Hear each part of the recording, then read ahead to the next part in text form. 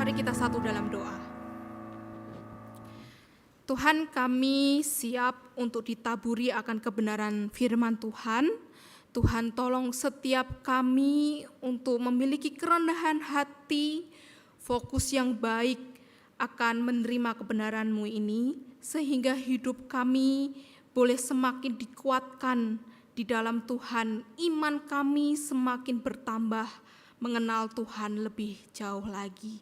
Di dalam nama Tuhan Yesus kami berdoa dan mengucap syukur. Amin. Shalom. Selamat pagi Bapak Ibu Saudara yang dikasihi Tuhan. Mari kita bersama-sama merenungkan akan kebenaran firman Tuhan yang terambil dari Yosua 4.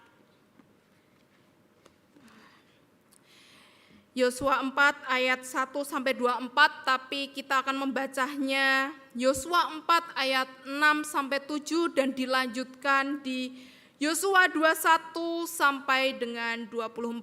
Saya akan membacakannya bagi kita semua. Supaya ini menjadi tanda di tengah-tengah kamu jika anak-anakmu bertanya di kemudian hari, apakah artinya batu-batu ini bagi kamu? Maka haruslah kamu katakan kepada mereka bahwa air sungai Yordan terputus di depan tabut perjanjian Tuhan. Ketika tabut itu menyeberangi sungai Yordan, air sungai Yordan itu terputus. Sebab itu batu-batu ini akan menjadi tanda peringatan bagi orang Israel untuk selama-lamanya. Ayat 21. Dan berkatalah ia kepada orang Israel demikian, apabila di kemudian hari anak-anakmu bertanya kepada ayahnya, apakah arti batu-batu ini? Maka haruslah kamu beritahukan kepada anak-anakmu begini, Israel telah menyeberangi sungai Yordan ini di tanah yang kering, sebab Tuhan Allahmu telah mengeringkan di depan kamu air sungai Yordan sampai kamu dapat menyeberang seperti yang telah dilakukan Tuhan Allahmu dengan laut terberau yang telah dikeringkannya di depan kita sampai kita dapat menyeberang, supaya semua bangsa di bumi tahu bahwa kuat tangan Tuhan dan supaya mereka selalu takut kepada Tuhan Allahmu. Demikianlah pembacaan firman Tuhan. Bapak Ibu yang terkasih di dalam Tuhan, mari kita mulai dengan kenyataan yang sederhana. Kita ini manusia yang mudah lupa. Pernahkah Bapak Ibu Saudara lupa sesuatu yang penting? Saya yakin setiap kita pun, mau yang muda, mau yang senior pun pernah yang namanya lupa. Mungkin lupa ulang tahun orang yang terkasih, atau lupa janji yang sudah dibuat, atau lupa di mana meletakkan barang yang baru saja Anda pegang, dan itu sering terjadi. Hal-hal seperti ini itu sering terjadi sampai kita kadang hanya bisa pasrah dan berkata, ya sudahlah, manusiawi, mudah lali, mudah lupa, manusiawi lah. Tapi saudara, ada jenis lupa yang lebih serius dari sekedar lupa hal kecil sehari-hari. Kita itu sering lupa menghargai hal-hal besar yang sudah Tuhan lakukan dalam hidup kita. Pernahkah Anda melewati masa-masa sulit? Mungkin itu kehilangan pekerjaan, mungkin itu tentang masalah rumah tangga, atau sakit yang menguras tenaga. Dan dalam momen seperti itu, biasanya kita rajin berdoa. Biasanya kita rajin puasa. Biasanya kalau bisa, aduh Tuhan, jawaban sekarang nek iso. Nek bisa sekarang Tuhan nyatakan. Kalau bisa sekarang Tuhan tolong. Kita sering memohon pertolongan Tuhan. Tapi begitu semua badai berlalu, semuanya sudah baik-baik saja, kita sering lupa siapa yang sudah menolong kita keluar dari kesulitan itu. Kita sibuk melanjutkan hidup kita dan pertolongan Tuhan itu perlahan menghilang dari ingatan kita. Dan inilah realita yang sering terjadi, Bapak Ibu Saudara. Ketika kita lupa karya Tuhan yang besar bagi kita, biasanya kita kehilangan rasa syukur. Iman kita melemah dan kehilangan alasan apapun untuk bersaksi kepada orang lain. Tapi mengapa kita begitu mudah lupa? Salah satu penyebabnya adalah kesibukan. Hidup kita itu Bapak Ibu Saudara dipenuhi dengan rutinitas. Bangun pagi, habis bangun pagi, ngurus sana sini, harus bekerja, mengurus keluarga, mengurus anak, mengurus ini dan itu. Terus tidur, kalau udah tidur tubuhnya udah capek, udah lelah. Tanpa sempat berhenti sejenak dan berkata, Tuhan, terima kasih. Dan ketika hari-hari berlalu seperti itu, kita semakin jauh dari pengingat akan karya Tuhan. Dan bukan hanya itu saudara, lupa ini juga terjadi di tingkat generasi. Ada begitu banyak cerita iman dari orang tua atau dari kakek nenek kita yang mungkin tidak pernah kita dengar. Mereka mungkin punya kisah yang luar biasa tentang bagaimana Tuhan itu menolong mereka melewati masa sulit. Tapi jika cerita-cerita itu tidak dibagikan, generasi berikutnya itu tidak tahu akan betapa luar biasanya Tuhan itu. Saudara, inilah kelemahan kita. Kita itu sering lupa. Dan kelupaan ini bisa membuat kita kehilangan banyak hal dalam hidup. Tapi syukurlah Bapak Ibu Saudara, Tuhan itu tuh tahu kelemahan kita. Dia tidak membiarkan kita hidup dalam kelupaan. Di dalam firman-Nya Tuhan memberikan cara agar kita selalu ingat siapa Dia, apa yang Dia sudah pernah perbuat. Salah satu pengingat yang sangat kuat yang tadi kita baca di dalam Yosua pasalnya yang keempat.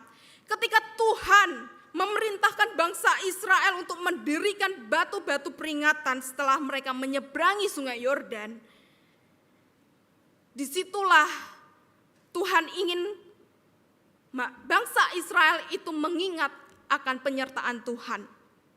Dan mari kita renungkan bersama, apa itu batu peringatan dalam hidup kita? Bagaimana kita bisa memastikan bahwa kita tidak pernah lupa akan kasih dan kuasa Tuhan? Dan bagaimana kita itu bisa meneruskan kesaksian ini kepada generasi setelah kita? Mari kita merenungkan dua hal. Pentingnya kita memiliki batu peringatan dalam hidup kita, karena batu peringatan itu mengingatkan kita akan karya Tuhan. Bapak Ibu yang terkasih dalam Tuhan, coba bayangkan situasi bangsa Israel dalam kisah Yosua pasalnya yang keempat tadi. Setelah 40 tahun berjalan tuh mereka dari padang gurun. Akhirnya mereka tiba di sungai Yordan yang menjadi pintu gerbang terakhir menuju tanah perjanjian. Betapa besar harapan mereka pada waktu itu. Tapi ada masalahnya. Apa masalahnya? Masalah terbesarnya, sungai Yordan itu ternyata meluap. Sungainya itu tidak hanya lebar, tapi sungainya itu sangat deras banget. Bagi mereka yang sudah lelah setelah perjalanan panjang dari padang gurun, nyebrang sungai ini dengan kekuatan sendiri, itu mustahil. Itu mustahil. Mungkin lihat aja udah hopeless gitu kali kalau wah kok begini. Ya, tapi Tuhan dengan kuasanya yang luar biasa itu menghentikan aliran sungai itu. Dan bayangkan saja air sungai itu berhenti mengalir seolah-olah ada dinding tak terlihat untuk menahannya.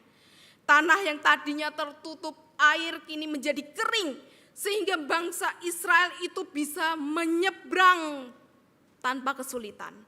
Dan itulah momen yang luar biasa itulah momen yang menunjukkan betapa besar kuasa Tuhan yang bekerja untuk umatnya. Tapi Tuhan tahu sesuatu tentang manusia. Kita itu mudah lupa. Tuhan tahu bahwa setelah semuanya ini selesai, bangsa Israel itu bisa aja terlalu sibuk dengan kehidupan mereka di tanah perjanjian dan melupakan siapa yang membawa mereka sejauh ini. Dan karena itu Tuhan memerintahkan Yosua untuk mengambil 12 batu dari dasar sungai dan mendirikannya di Gilgal. Dan batu-batu itu bukan hanya sekedar hiasan Bapak Ibu Saudara, bukan hanya wah dia mendirikan batu biar cantik gitu ya, biar bagus nih. Bukan. Dalam Yosua yang tadi kita baca, Yosua itu bilang, apabila anak-anakmu bertanya di kemudian hari, apa arti batu-batu itu? Kamu harus menjawab, ini adalah tanda bahwa air sungai Yordan terputus di depan tabut perjanjian Tuhan. Dengan kata lain, batu-batu itu adalah pengingat nyata bahwa bangsa Israel bisa sampai ke tanah perjanjian. Itu bukan karena kuat mereka, bukan karena usaha mereka sendiri, tapi itu semata-mata karena Tuhanlah yang memimpin mereka. Saudara, kalau dipikir-pikir, Tuhan itu gak pernah asal-asalan ketika dia meminta sesuatu dari umatnya. Batu-batu itu juga tidak diletakkan secara sembarangan. Batu-batu itu pasti disusun dengan rapi. Sehingga siapapun yang lewat dari tempat itu gak mungkin mengabaikannya. Orang pasti akan tanya, wah apa itu arti batu-batu ini? Dan pertanyaan itu membuka jalan bagi bangsa Israel untuk menceritakan bagaimana Tuhan itu menolong mereka. Tuhan tahu ada resiko besar ketika bangsa Israel mulai hidup nyaman di tanah perjanjian. Mereka bisa lupa ketika mereka sudah punya tanah yang subur, mereka punya rumah yang layak, dan hidup tanpa ancaman dari musuh. Sangat mudah bagi mereka untuk melupakan semua, bahwa itu semua pemberian dari Tuhan. Dan batu-batu itu dirancang untuk menjadi pengingat bahwa segala berkat yang mereka nikmati tidak akan pernah ada tanpa Tuhan. Dan saudara, bukankah ini juga relevan bagi kita? Seberapa sering kita lupa bahwa semua yang kita miliki adalah karena kasih karunia Tuhan. Misalnya saat kita menghadapi tantangan besar, mungkin entah itu masalah keuangan, entah itu masalah konflik, entah itu keluarga, entah itu kesehatan yang menurun. Ketika kita sangat sering begitu giat berdoa, berseru kepada Tuhan. Tapi setelah masalah itu selesai, setelah Tuhan itu menjawab doa-doa kita, kita sering lupa. Kita kembali sibuk dengan pekerjaan, dengan keluarga, atau rutinitas hidup kita. Kadang kita tidak sengaja menganggap berkat Tuhan itu biasa aja. Sesuatu yang otomatis terjadi kok. Padahal semuanya itu adalah bukti dari kuasanya. Saudara, jika bangsa Israel itu memiliki batu peringatan di Gilgal untuk mengingat akan karya Tuhan, kita itu orang percaya memiliki sesuatu yang jauh lebih besar. Apa itu? Yaitu salib Kristus.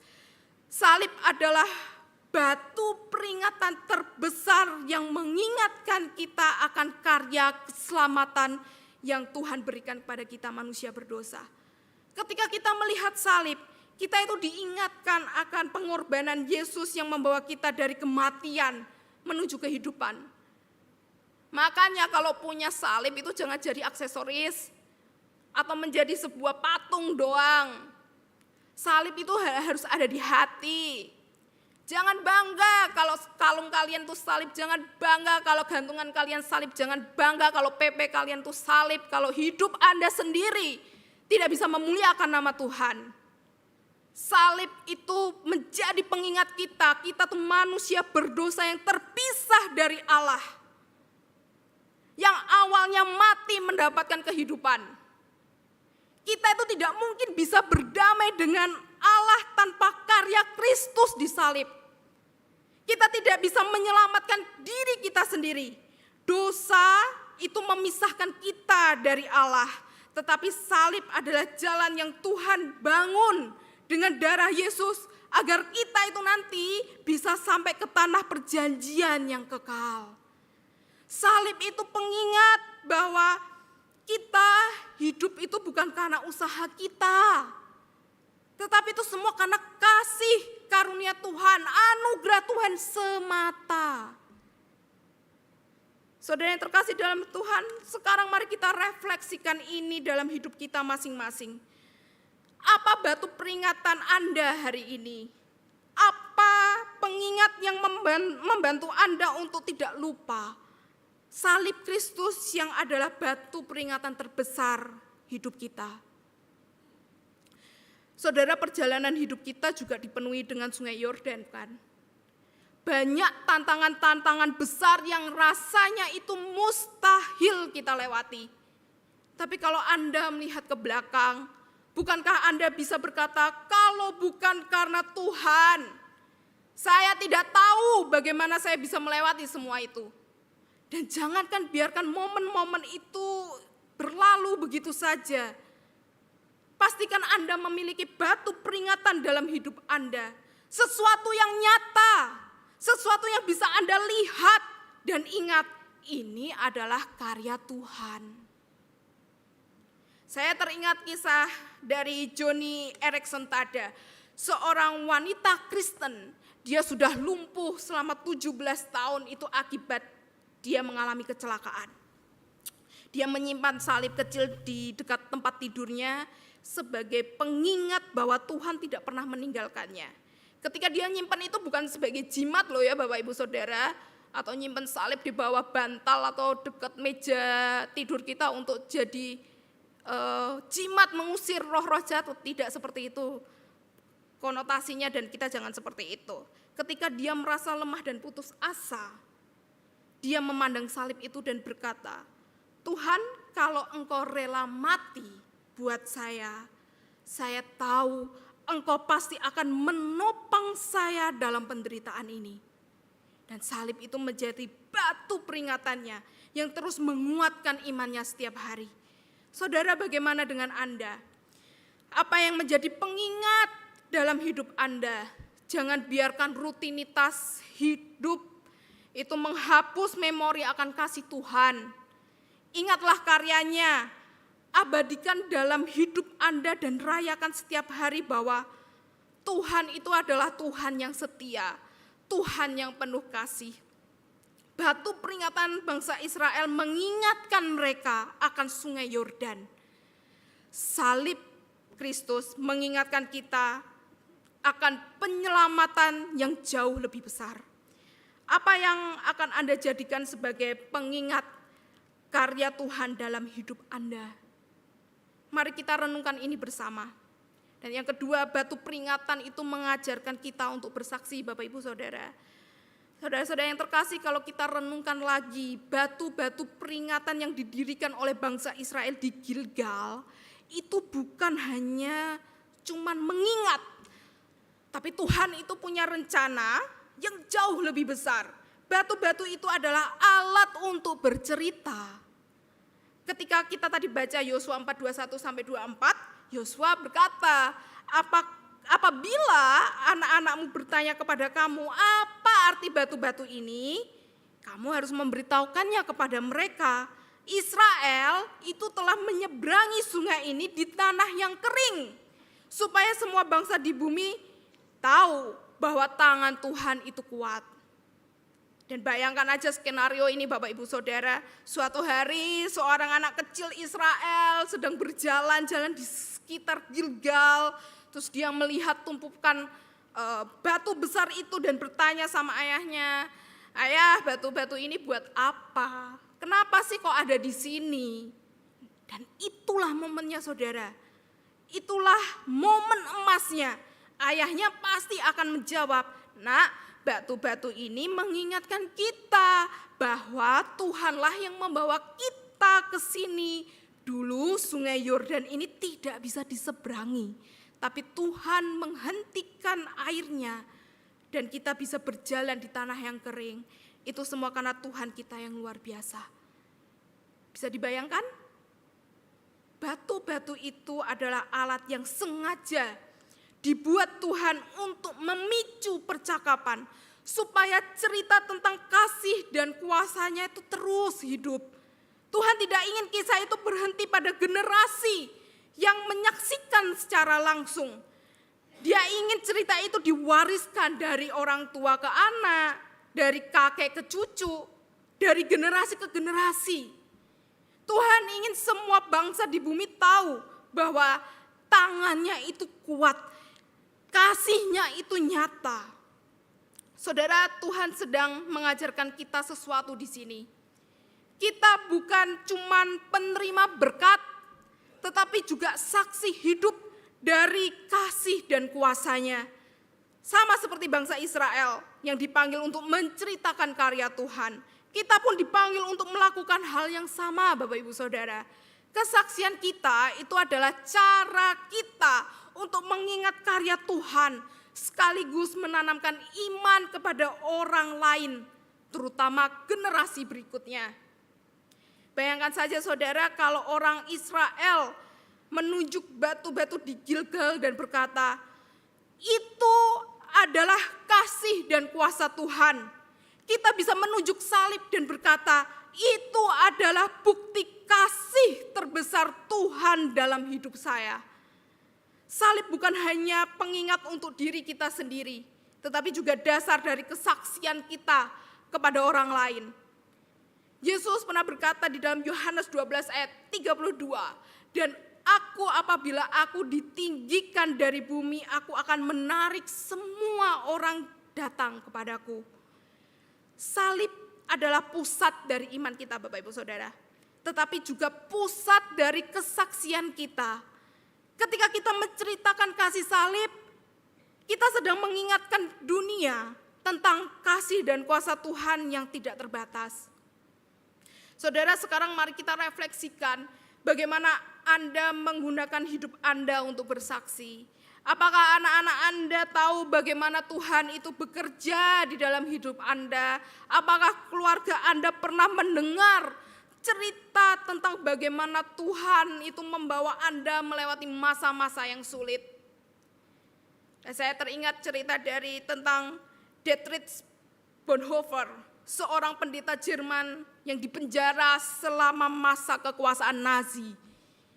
Di dalam kamp penjara, Bonhoeffer tetap tenang, dia tetap penuh dengan damai dan terus bersaksi kepada orang-orang di sekitarnya.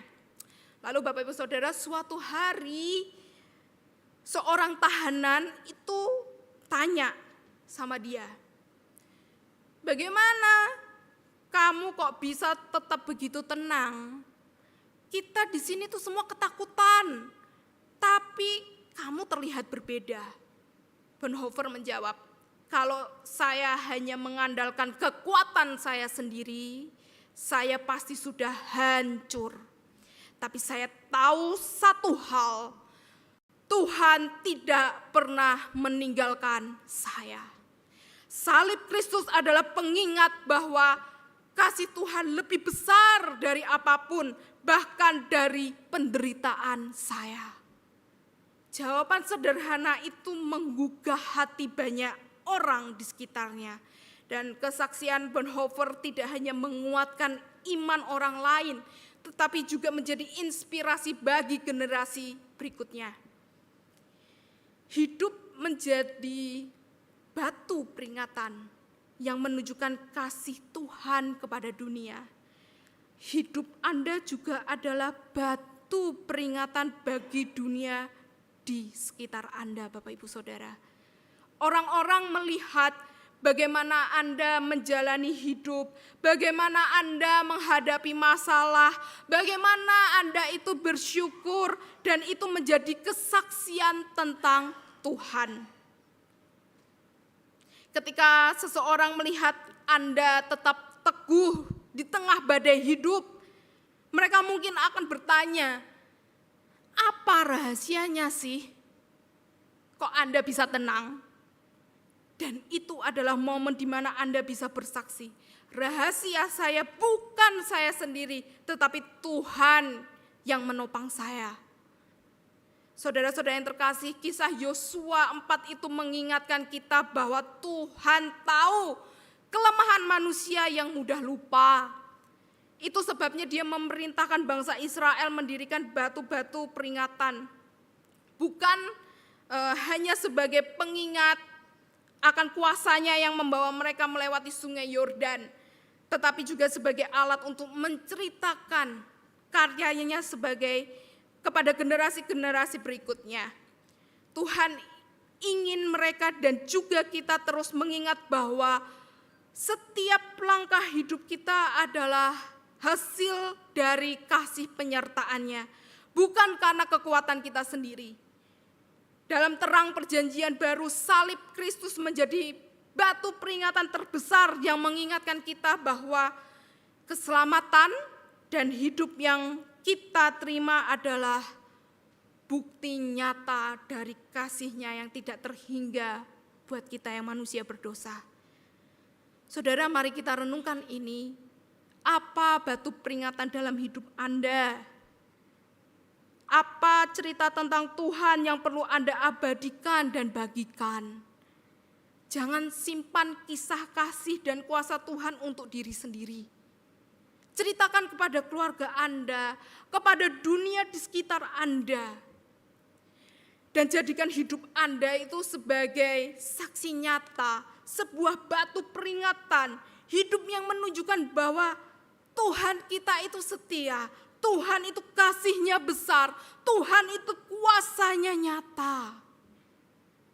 Dan mari kita terus bersyukur, mari kita terus mengingat dan bersaksi agar nama Tuhan itu terus dipermuliakan di dalam hidup kita dari generasi ke generasi. Amin. Mari kita tundukkan kepala, kita berdoa. Tuhan, terima kasih untuk kebenaran firman Tuhan yang boleh mengingatkan kita, yang boleh menguatkan iman kita sekali lagi di dalam Tuhan. Mampukan kami Tuhan untuk bisa memahami bahkan melakukan akan kebenaran firman-Mu yang sudah kami dengar dan kami terima. Biarlah hidup kami itu menjadi batu peringatan yang bisa didengar oleh orang-orang sekitar kami. Sehingga nama-Mu semakin dipermuliakan, karya-Mu semakin banyak orang yang menerima dan mengetahuinya. Tuhan tolonglah kami, Tuhan tolong mampukan setiap kami. Di dalam nama Tuhan Yesus kami berdoa dan mengucap syukur. Amin.